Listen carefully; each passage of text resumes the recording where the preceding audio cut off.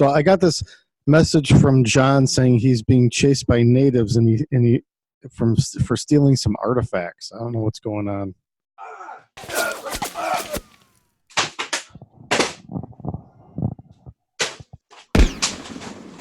What's going on over there?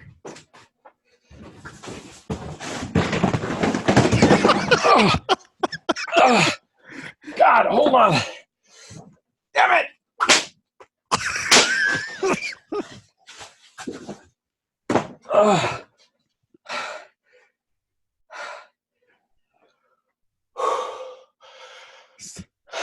Another Saturday night, huh?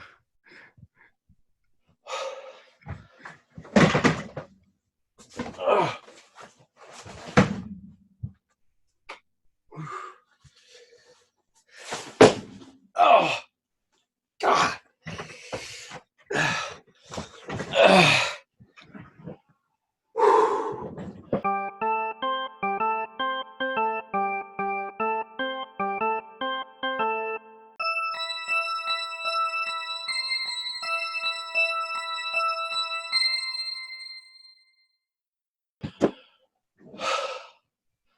I made it. Oh, good. You hear me? What was that all about? Oh, hold on. Can you hear me? Yeah, can you hear me? Yeah.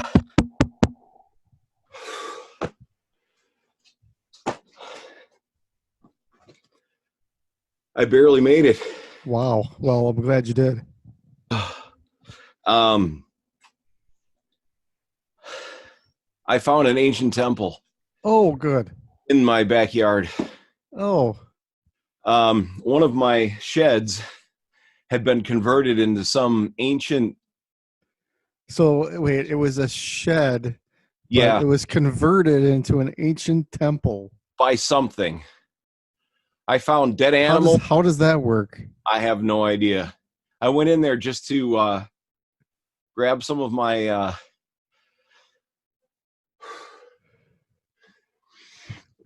old shit and throw some stuff away. Where'd you get the whip? Oh, I've had that. I take that with me. Okay. But what you got in the satchel there? Some stuff I pulled away. Some old ancient artifacts here. Und Christmas video from Dan for the guy on the cover and his family, but not for viewing in Canada or small aircraft in the continental United States, unless prescribed for headaches or previously unknown exotic diseases carried by the tsetse fly before December 1994. Merry Christmas. Hi, I'm John Kadolf, one half of Two Kept Men. I'm Dan Carlson, the other half of Two Kept Men. I see John is a little more calmed down now. Yeah. After his discovery. So we both watched the new episode of CREEPSHOW. Wait a minute. You can't just start out like that. This is a momentous occasion. What? This is a momentous occasion. How is it momentous? This is our 100th episode. It's our 100th video.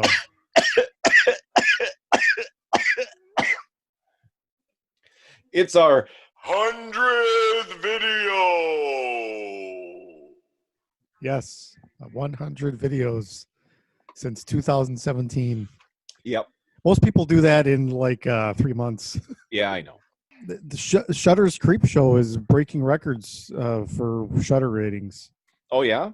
Well, yeah. This last week's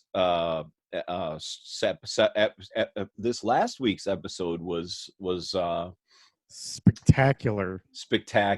I really loved it. Me too. All right, let's get into it. Night of the Paw. So we get ourselves a classic story here. That was Monkey's Paw, basically. Yeah. It's a little different. Magic Monkey's Paw. Yeah, it's a little different. There's not a child being resurrected. Right. But that's okay. Tell the story, Dan. Oh, well, the original Monkey's Paw has, a couple who lose their child, and through the use of this magical monkey's paw, they're able to wish him back, but he doesn't come back quite the way that he left. So Yeah. Pet Cemetery actually borrows heavily from that story. But this version, it's basically the same setup, except it's a funeral director whose entire life has been, as A a bee. funeral as as a funeral director, and then his wife, they're having tough financial times because nobody in the town is dying. So she makes a wish on the monkey's paw for more money, and well, He it back gets it. it backfires. They get it, but not quite the way they wanted. Right. And so the funeral director now wants to be murdered, so he wishes for a killer to come to his house. And a woman is involved in a car accident and is brought back to the house and nursed back to health. She doesn't come back 100%, so she's a little disturbed because she thinks she's maybe been kidnapped by a psycho. Yeah. Experimented on. Right. And then when she wakes up, he tells her the story of what's happened to him, and it plays out perfectly. It actually has the comic book elements that I A love lot of a the comic lot. book element. A Both lot, a episodes, lot. both Yeah. episodes finally got it right. Yep. The comic book elements were right at the forefront. Yeah. Well, I'm really happy that Nicotero took I don't think Nicotero made this one. I mean, he made the series, but I don't think yeah. it was John Harrison who directed both episodes. He did the music for the CREEPSHOW movie. Yeah. And he's actually the director of a couple of the episodes we didn't love that much. So I'm surprised to see him really, He hit a home run. he hit a home run. 2 home runs. Yeah, he went the whole 9 yards. He hit a home run in 9 yards. Yep. Yep. It was a It's a well acted. It was nothing but net. Yeah, it was well acted, well written. I love the wrinkle they put in there. That I don't know if the original story talked about what the reason behind the curse was to prove that fate rules all things, but they put that in there as a neat little wrinkle. Yeah, which is kind of interesting because that's also in the original Creepshow film. That hook, I believe, isn't it? Not that I'm aware of. Oh no, you're right. It isn't in the original Creepshow movie. I watched The Time Machine the other day. Oh, okay. And well, so it's an idea in another movie. Yeah, completely different. Well, it's all anyway, swimming around up in there. That's okay. So the second episode, I don't know if you want to talk about that, but that is just really special.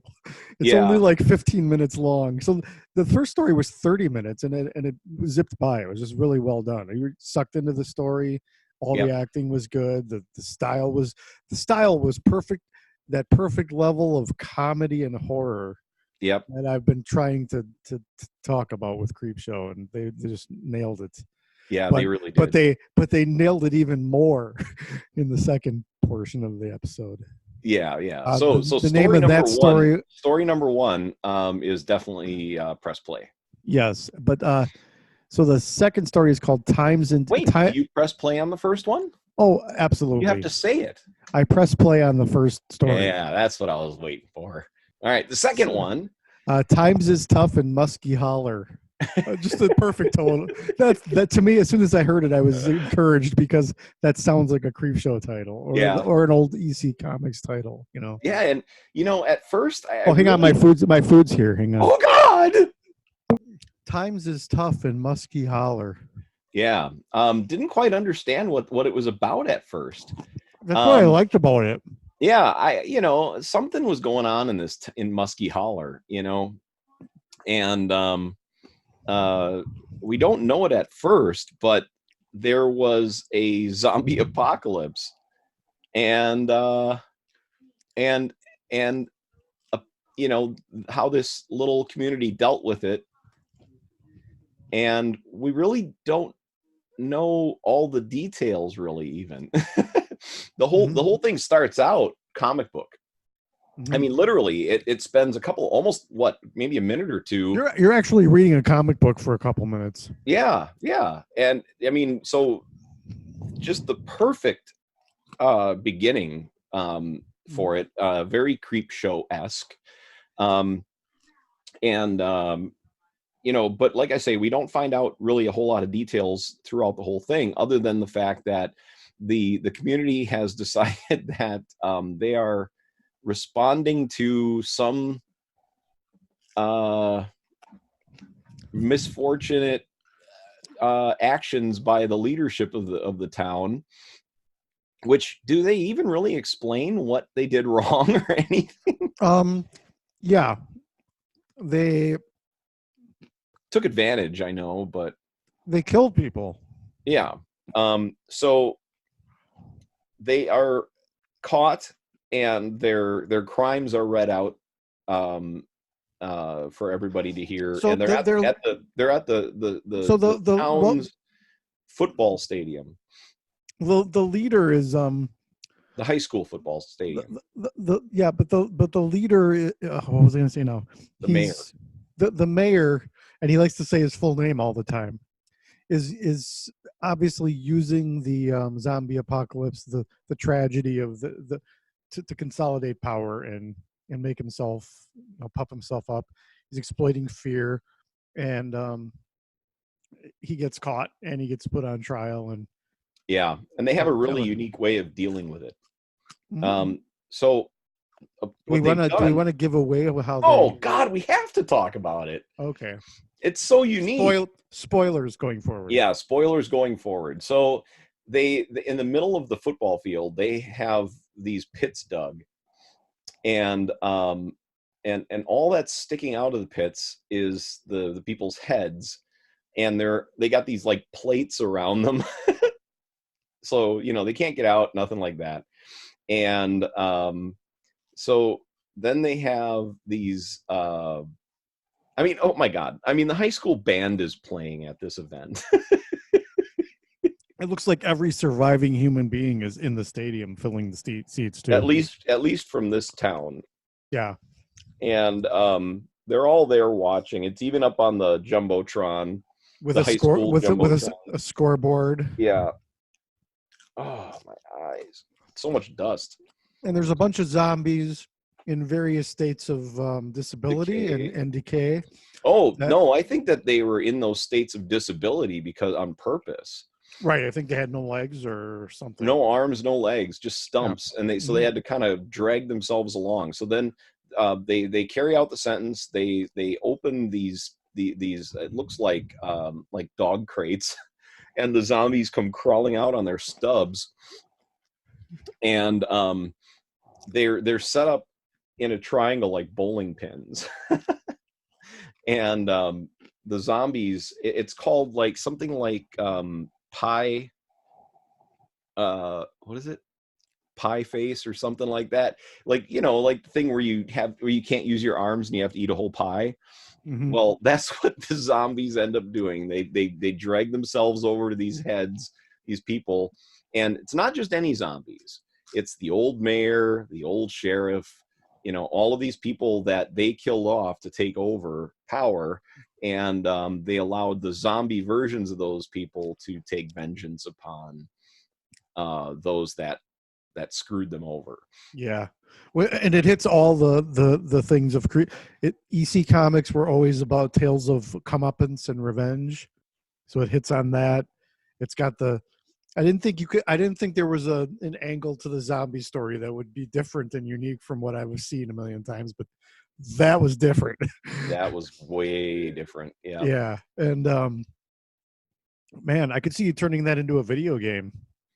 Yeah, video game. Or that could have been a full-length movie. Yeah. That's the beginnings of a full-length nice zombie apocalypse movie, or even TV show. But it worked as a short story. It did. Yeah, it worked all the way around. Speaking of zombies, in the first story, since we're talking spoilers now, the wife comes back as a flesh-eating zombie. Yeah, but so that's cool.